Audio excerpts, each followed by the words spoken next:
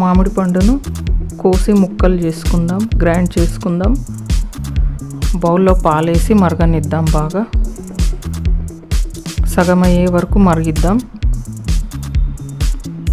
నేను ఈ కుల్ఫీలో మిగతా ఏమీ వేయట్లేదు, ఒక మిల్క్ మేడ్ మాత్రం వేస్తాను. కొన్ని పాలు పక్కన పెట్టుకున్నాను,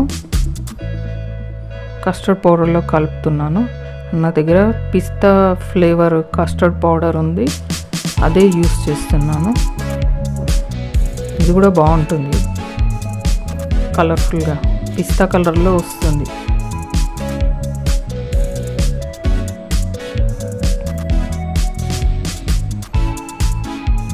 ఉండలు లేకుండా బాగా కలిపేసుకోవాలి.